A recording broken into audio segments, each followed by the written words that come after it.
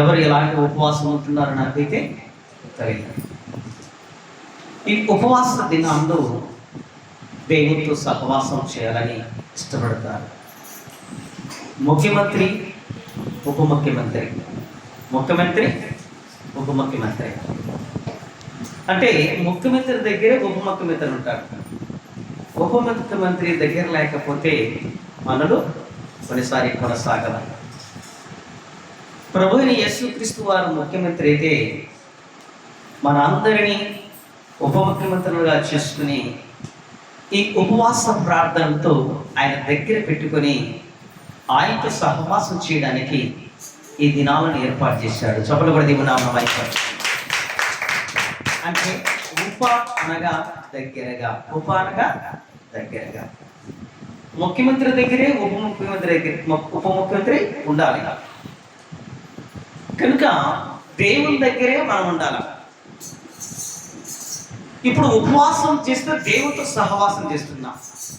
దగ్గరగా ఉండి సహవాసం చేస్తున్నాం. దగ్గరగా ఉండి దూరం కూడా చేస్తున్నామా? లేదు, దగ్గరగా ఉండి సహవాసం చేస్తున్నాం. ఎంత దగ్గర అంటే కనుక దేవుని ప్రేమించేంత దగ్గర, దేవుణ్ణి మోకరించి ప్రార్థించేంత దగ్గర.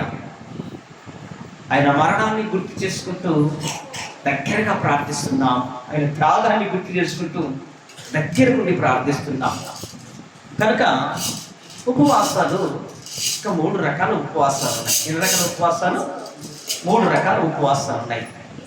ఒకటి సహజ సిద్ధమైన ఉపవాసం. సహజ సిద్ధమైన ఉపవాసం ఎలా ఉంటుందంటే అది ఆహారం మాత్రము తీసుకోకుండా నీళ్లు త్రాగుతూ, టీ తాగుతూ, ద్రవ పదార్థాలు తీసుకుంటూ ఓన్లీ ఆహారం మాత్రమే తీసుకుంటూ, దీన్ని సహజ సిద్ధమైన ఉపవాసం అంటారు. రెండవ ఉపవాసం పార్షియల్ ఉపవాసం. ఈ పార్షియల్ ఉపవాసం అంటే మాంసం మాత్రం తీసుకోకుండా, ఆహారం తీసుకోకుండా మిగిలివన్నీ తీసుకున్నట. ఇది దానియేలు 10వ అధ్యాయంలో ఈ దానియేలు చేసినట్టు మనం చూస్తున్నాం. ఈ 10వ అధ్యాయంలో దానియేలు ఏమంటున్నాడంటే ఈ 2వ వచనంలో, ఆ దినమయందు దానియేలు, నేను 3 వారములు దుఃఖప్రాప్తుడనైతిని, 3 వారములు గడుచు వరకు నేను సంతోషముగా భోజనము చేయలేక ఉంటిని. మాంసము అయినను ద్రాక్ష రసము అయినను నా నోటిలోనికి రాలేదు. మాంసము తినకుండా చేసే ఉపవాసాన్ని పార్షియల్ ఉపవాసం అంటారు. అన్నము తినకుండా నీళ్లు త్రాగి ఉపవాసం చేసే దానిని సహజ సిద్ధమైన ఉపవాసం అంటారు. ఇప్పుడు 3వ రకమైన ఉపవాసం ఉంది, అది సంపూర్ణ ఉపవాసం. ఈ సంపూర్ణ ఉపవాసం అంటే ఎలా అంటే అన్నము తింటారు, చికెన్ తింటారు, టీ తాగరు, ద్రాక్షరసం తాగరు, పానీయాలు తాగరు, ఏమీ తాగకుండా సంపూర్ణముగా ఉపవాసంతో గడిపేదాన్ని సంపూర్ణ ఉపవాసం అంటారు. క్రైస్తవుడు హల్లెలూయా. ఈ సంపూర్ణ ఉపవాసం బైబిల్ గ్రంథంలో ఎవరు చేశారంటే మోషే చేశాడు. దేనికోసం చేశాడు?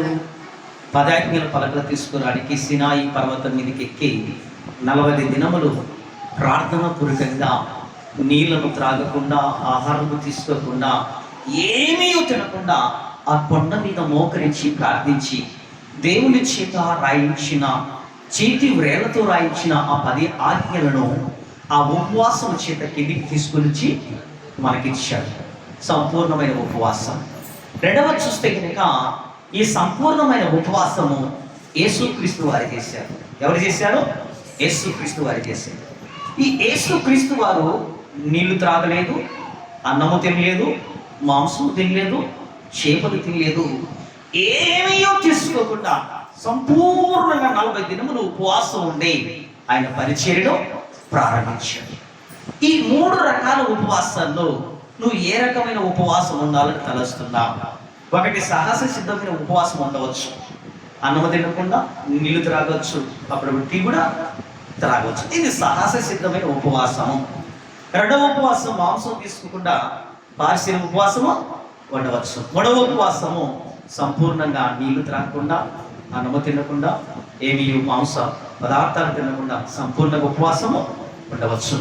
అదే రకంగా చూస్తే నువ్వు ఎన్ని దినాలు ఉండాలనుకుంటున్నావు అన్ని దినాలు ఉండవచ్చు. మరి ఒక్కరోజు ఉండాలనుకుంటున్నావా? ఈరోజు దేవా ఉదయం నుంచి రాత్రి తినకుండా, ఉదయం నుంచి మధ్యాహ్నం 3 గంటల దాకా ఉండు. లేదు సాయంత్రం 5 గంటల దాకా ఉండు. దేవా ఒక్కరోజు మొత్తం నేను ఉండు. అదే రకంగా వారం ఉండు. ఈ 3 రకాల ఉపవాసాల్లో ఏ రకమైన ఉపవాసం ఉండాలనుకుంటున్నావో అది నీ స్థితిగతిని బట్టి, నీ పరిస్థితిని బట్టి ఉంటుంది. ఓరే ఒక్కరోజు సంపూర్ణంగా ఉండాలనుకుంటున్నావా? నీళ్లు త్రాగద్దు, ఏమీ తీసుకోకుండా, అన్నము తీసుకోకుండా ఒకరోజు మొత్తం ఉదయం మొదలుకొని సాయంకాలము 3 గంటల నుంచి 4 గంటల వరకు 5, 6 గంటలకు ఉండడానికి ప్రయత్నం చేయవచ్చు. ఇది నీ శరీరాన్ని బట్టి ఉంటుంది.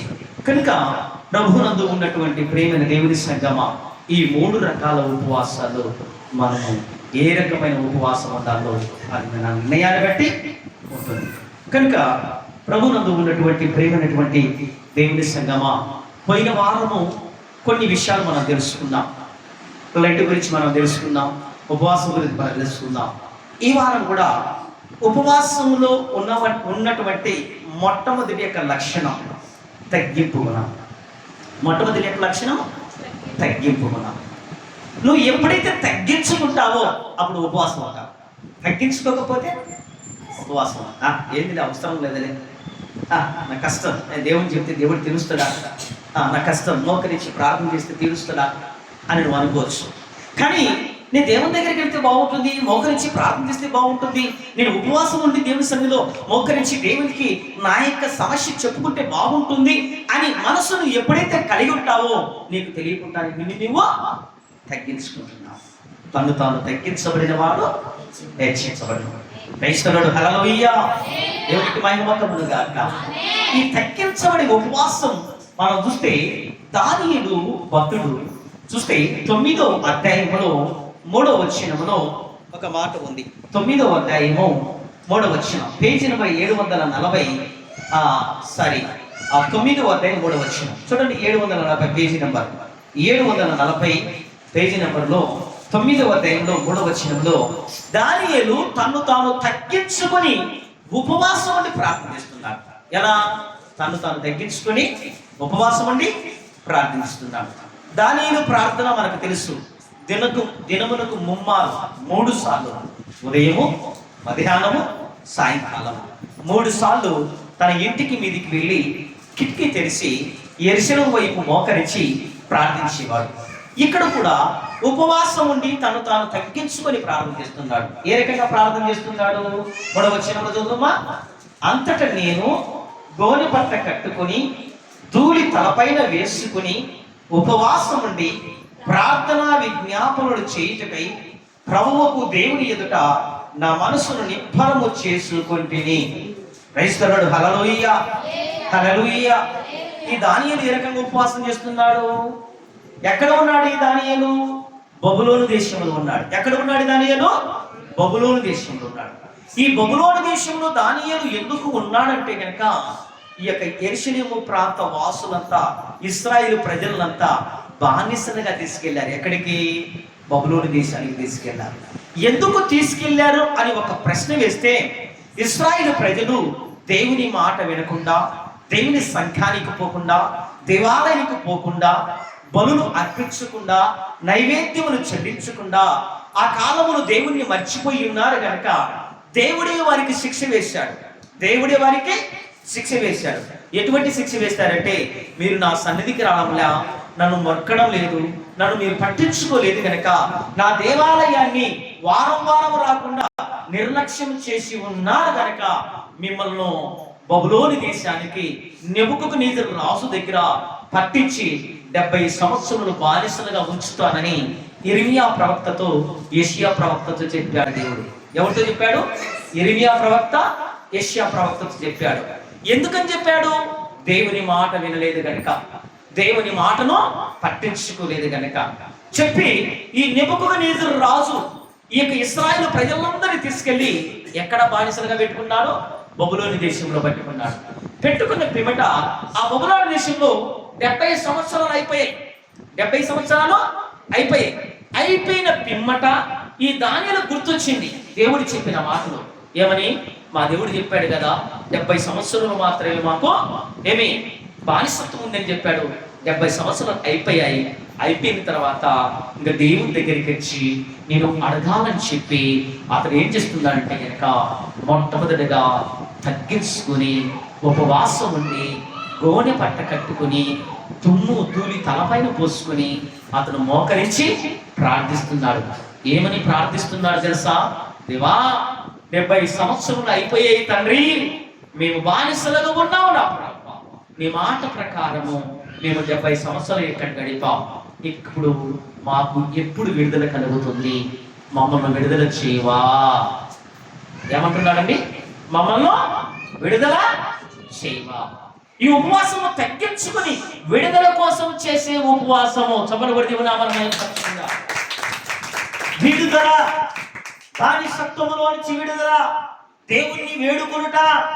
నిన్ను కూడా దేవుడు విడుదల కలిగించాలంటే, బానిసత్వములో నుంచి విడుదల కలిగించాలంటే ఉపవాసం అంటే ప్రార్థించాలి. ఏమి నువ్వు బానిసగా లేదా? అలనాడు ఇశ్రాయేలు ప్రజలు బబులోను దేశంలో బానిసలుగా ఉన్నారు, పనిచేశారు.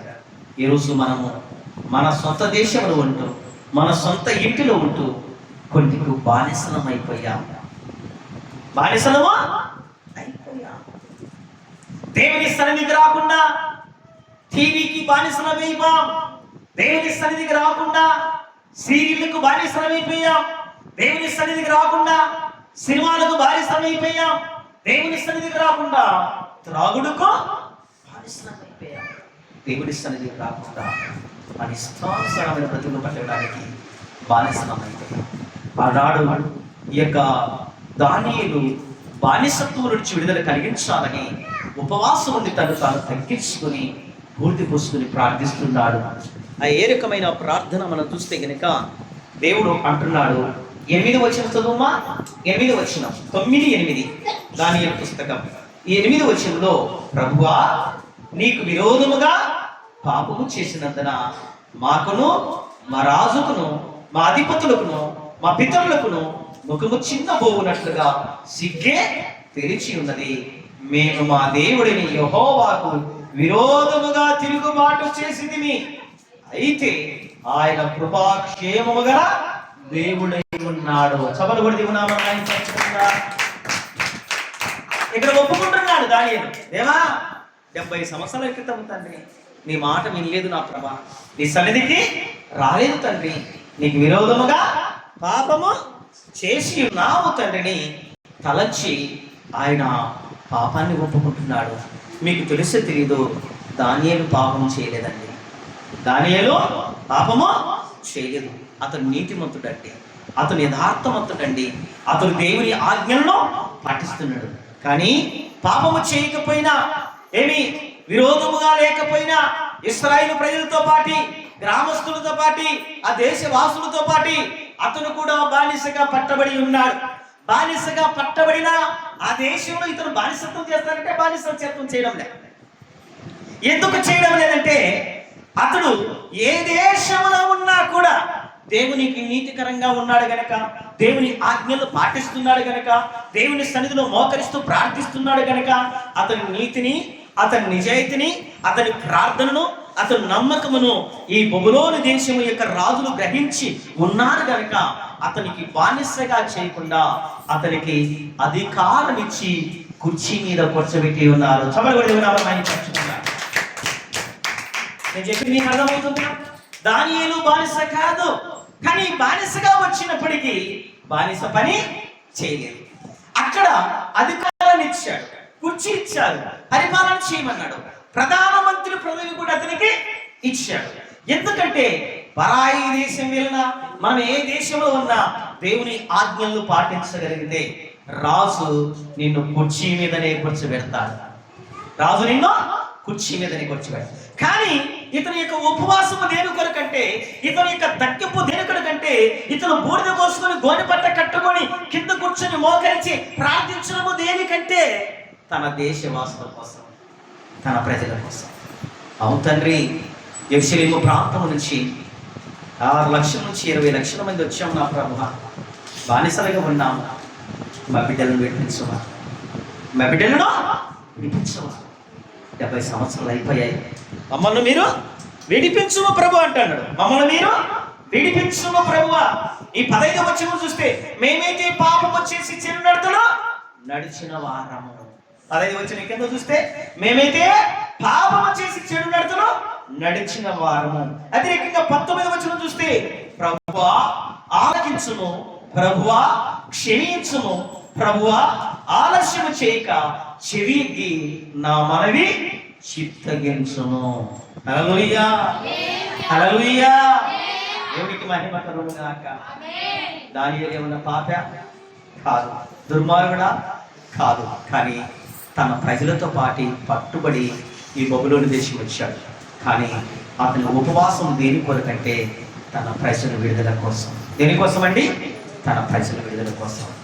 ఈరోజు నీవు తగ్గించుకుని దాని వేరే ప్రార్థన చేయగలిగితే కనుక నీ బిడ్డలకు విడుదల, నీ భర్తకు విడుదల, నీ కుటుంబానికి విడుదల, పాపములో నుంచి విడుదల, అప్పుల బాధల్లో నుంచి విడుదల, సమస్యల్లో నుంచి విడుదల, అంధకార బంధశక్తుల్లో నుంచి విడుదల, సాతాను క్రియల్లో నుంచి విడుదల, అష్టబంధకములో నుంచి విడుదల.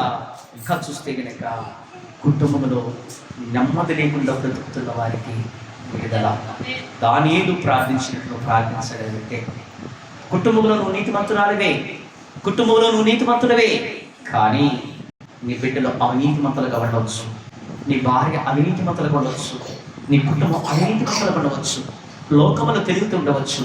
నీతిమంతులైన నీవు ఉపవాసం ఉంది నీ బిడ్డల కొరకు, నీ కుటుంబం కొరకు, నీ భర్త కొరకు వారి విడుదల కొలుసుకొని ప్రార్థన చేస్తే, దానియేలు వారికి ఏ రకంగా ప్రార్థించి విడుదల కలిగించాడో ఈరోజు నీకు నన్ను కూడా దేవుడు విడుదల కలిగించాడు. ఈ దానియేలు ఉపవాస ప్రార్థన దేని కొరకు అంటే కనుక విడుదల కొరకు. ఏ రకంగా ప్రార్థిస్తున్నాడో తగ్గించుకొని ప్రార్థిస్తున్నాడు, బూడిద పోసుకొని ప్రార్థిస్తున్నాడు. ఏమంటున్నాడు? నేను తుమ్మును, నేను ధూళిని, నేను పనికిరాని వాడిని, నన్ను నేను తగ్గించుకున్నాను తండ్రి, నన్ను నేను తగ్గించుకున్నాను. ఆయన కుర్చీ ఉంది, కుర్చీ మీద కూర్చోవచ్చు, ఆయన ప్రధానమంత్రి, కుర్చీ మీద కూర్చోవచ్చు, ఆయన పరిపాలన చేయవచ్చు, ఆయనలో ఎటువంటి పాపమా లేదు. కానీ ఆయన ఆలోచన ఏంటంటే, నా ప్రజలు విడిపించబడాలి, నా ప్రజలు బానిసత్వం నుంచి విడిపించబడాలి. అందుకని తగ్గించుకొని ప్రార్థిస్తున్నాడు. తాను తగ్గించబడిన వాడు. ఇప్పుడు దానియేలు హెచ్చించబడినా లేదా? హెచ్చింపబడే ఉన్నాడు. అన్ని దేశంలో, పరాయి దేశంలో హెచ్చించబడి కుర్చీ మీద కూర్చొని పరిపాలన చేస్తూ ఉన్నాడు. కానీ ఒక అధికారిగా తాను తగ్గించుకొని మరణ మోకరించి విడుదల కోసం ప్రార్థిస్తూ ఉన్నాడు.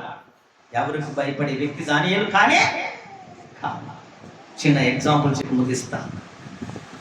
యేసుక్రీస్తు వారి శిష్యులు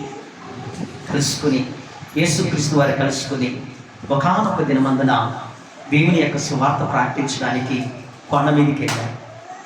ఆ కొండ మీదకి వెళ్తే అక్కడ 2-3 దినములు యేసుక్రీస్తు వారు ప్రజలందరికీ మంచి సువార్త, మంచి వాక్యం అందించాడట. మంచి సువార్త, మంచి వాక్యం అందించాడట. ఈ మంచి సువార్త, మంచి వాక్యం అందించినప్పుడు ఆ 2-3 దినముల తర్వాత అక్కడ వచ్చిన ప్రజలు, పురుషులు మాత్రమే 5,000 మంది.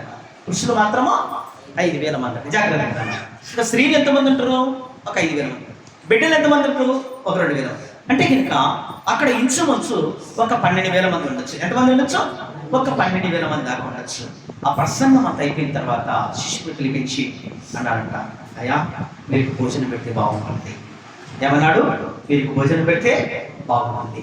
ఈ శిష్యులు అనుకున్నారంట, అయ్యా దాదాపు 12,000 మంది దాకా ఉన్నారు, పురుషులు మాత్రమే 5,000 మంది ఉన్నారు, మేము కిందికి వెళ్ళి ఇంతమందికి భోజనము తీసుకురావాలంటే కనుక అంగళ్ళలో కూడా అంత సరుకు దొరకదయ్యా, వండి వడ్డించడానికి మా వల్ల కాదయ్యా అని అనుకున్నప్పుడు అప్పుడు యేసుక్రీస్తు వారు అంటున్నాడు, ఏమని అంటున్నాడు? ఏమన్నా మీ దగ్గర ఏమైనా ఉన్నదా? ఏమంటున్నాడండి? మీ దగ్గర ఏమైనా ఉన్నదా అని అడుగుతున్నాడంట. చూస్తే యోహాను రాసిన పుస్తకంలో 6వ అధ్యాయంలో ఈ మాటలు కనబడతాయి. ఏమవుతండి నేను చెప్తున్నా. యోహాను రాసిన పుస్తక 6వ అధ్యాయంలో 9వ వచనం, మీ దగ్గర ఏమైనా ఉంటే నా దగ్గరికి తీసుకొని రండి అంటే ఒక చిన్న బాలుడు పైకి లేచాడంట. చిన్న బాలుడు పైకి లేచి, అయ్యా అయ్యా నా దగ్గర 5 రొట్టెలు 2 చిన్న చేపలు, 5 రొట్టెలు 2 చిన్న చేపలు ఉన్నాయి అని అడిగారంట. ఓకే మంచిది. 5 రొట్టెలు 2 చిన్న చేపలు తీసుకొచ్చి యేసుక్రీస్తు వారి చేతిలో పెట్టారంట.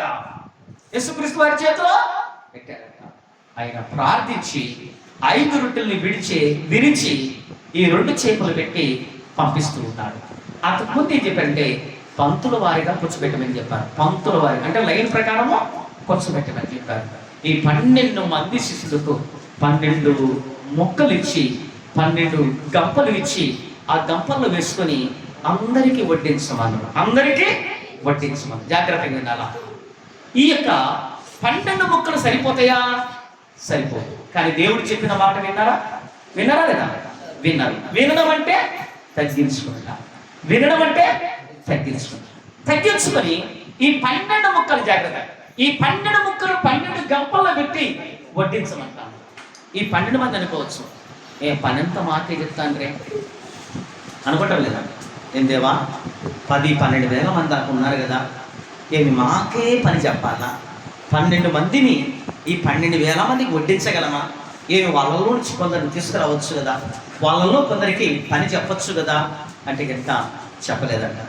రండి చెప్పి అప్పాలు తీసుకోమని చెప్పాడు. తీసుకున్నారు, ప్రార్థించాడు, ఆశీర్వాదించాడు, ముక్కలు చేశాడు, 12 గంపల్లో వేశాడు, వడ్డించమని చెప్తున్నారు. కానీ దేవుడు చెప్పిన మాట పూర్తి తప్పకుండా పాటిస్తున్నారు. ఆ 12 గంపల్లో నుంచి తీసుకొని వడ్డిస్తూ వెళ్ళిపోయారు. వడ్డిస్తూ ఉంటే గంపలో వృద్ధి జరుగుతుందంట. వడ్డిస్తూ ఉంటే గంపలో వృద్ధి జరుగుతుందంట. అలా వడ్డించి అంతా అయిపోయిన తర్వాత ఈ 12,000 మంది తిని తృప్తి పొందిన తర్వాత అప్పుడు అన్నారంట, మరలా తృప్తి పొందారు కదా, సంతృప్తిగా తినిన తర్వాత మిగిలిన మొక్కలన్నీ మరలా ఏరుడు అని, మరలా మిగిలిన మొక్కలన్నీ గంపలో వేడి. మరలా కూడా అనుకోవచ్చు, ఏం దేవా ఇప్పుడు దాకా వడ్డించాం కదా, మేమేమీ ఇంకా తినలేదు, మరలా ఏమని మాట పని చెప్తున్నారా అనుకోవచ్చు, అనొచ్చు కదా. కానీ ఎంతైతే దేవుడు చెప్పిన మాట విని తగ్గించుకొని వడ్డించారో మరలా మొక్కలన్నీ మరలా ఏరడం మొదలు పెడుతున్నారంట. తగ్గించుకొని ఏరడం మొదలు. చాలా మంది అంటారు, చూడు వడ్డించడానికే నేనే, ఎత్తేదానికే నేనే, తీసేదానికే నేనే, కడిగేదానికే నేనే, ఇస్తరాకు తీసి పక్కన పెట్టేదానికే నేనే, ప్రతి దానికి పాస్టర్ నాకే చెప్తున్నాను అని ఎంతమంది అనుకుంటూ ఉంటారు. కానీ పాస్టర్ గారు చెప్పేది, దేవుడు చెప్పేది చేసేవారికి మాత్రమే చెప్తారు. అనేక మంది ప్రజలు ఉన్నారు, వాళ్ళతో చెప్పారా? దేవుడు చెప్పాడా? చెప్పలే. కానీ ఎంతమంది చెప్పాడు? 12 మందికే చెప్పాడు.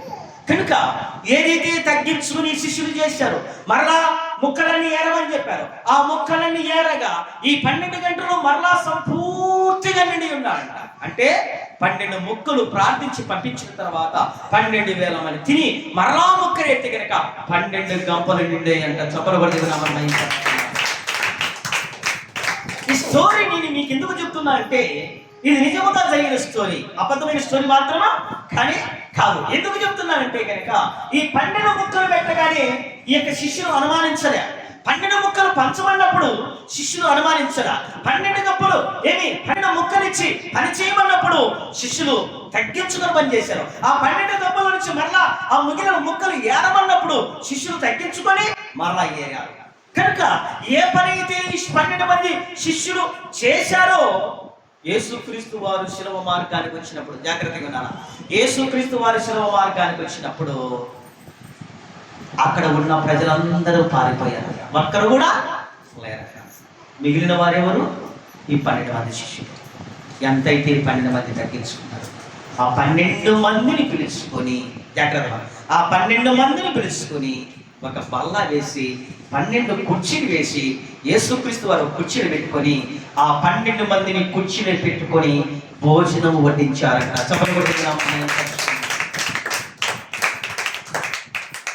ఏమి అక్కడ ఉన్న ప్రజలు తీసుకొచ్చి కుర్చీలు కూర్చోబెట్టుకోవచ్చు కదా, ఎందుకు కూర్చోబెట్టుకోలే?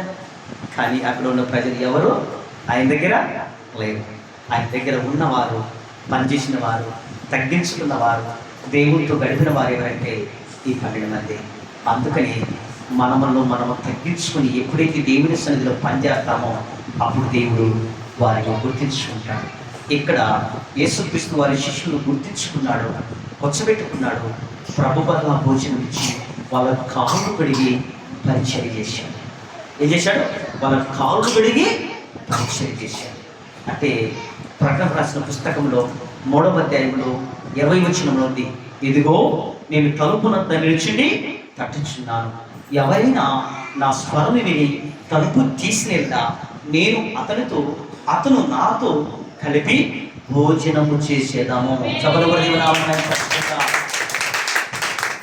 ఈరోజు ఉపవాస ప్రార్థనలో ప్రాముఖ్యమైనది తగ్గింపు. ఉపవాస ప్రార్థనలో ప్రాముఖ్యమైనది తగ్గింపు. దానిని తగ్గించుకున్నాడా? తగ్గించుకున్నాడు. దానిని ప్రధానమంత్రిగా తగ్గించుకుని, బూడిద పూసుకుని, గోనె పట్ట కట్టుకుని, తన వస్త్రాలు తీసివేసి మోకరించి ప్రార్థించాడు. యేసుక్రీస్తు వారి శిష్యులు తగ్గించుకున్నారు, పనిచేశాడు. యేసుక్రీస్తు వారితో కలుసుకుని కూర్చుని భోజనం చేశాడు. ఈరోజు నేను కూడా ఈ 40 దినాల్లో 7 శుక్రవారాల్లో తగ్గించుకుని ప్రార్థన చేయగలిగితే నేను కూడా అంత్యకాలములలో మన యొక్క ప్రయాణం వచ్చిన తర్వాత యేసుక్రీస్తు వారి ప్రక్కలో నీ కుర్చీ వేయబడి ఉంటుంది. హల్లెలూయా, హల్లెలూయా. దేవునికి మహిమ కలుగును గాక. మోషే తగ్గించుకున్నాడు, ఉపవాసం ఉన్నాడు. ఏలియా తగ్గించుకున్నాడు, ఉపవాసం ఉన్నాడు. యేసుక్రీస్తు వారు తగ్గించుకున్నాడు, ఉపవాసం ఉన్నాడు. దానియేలు తగ్గించుకున్నాడు, ఉపవాసం ఉన్నాడు. మనందరూ కూడా తగ్గించుకొని ఉపవాసం అండి నీ యొక్క ఆలోచనలన్నీ దేవుడికి చెప్పుకొని నువ్వు ప్రార్థన చేయగలిగితే గనక ఎటువంటి బంధకములున్నా దేవుడు నేను విడిపిస్తాడు. 70 సంవత్సరాలు బంధకముల నుంచి విడిపించమని దేవా అని ప్రార్థన చేయగలిగితే గనక వారిని అక్కడి నుంచి విడిపించి ఈ యొక్క బబులోను దేశం నుంచి మరలా యెరూషలేమునికి పంపించాడు.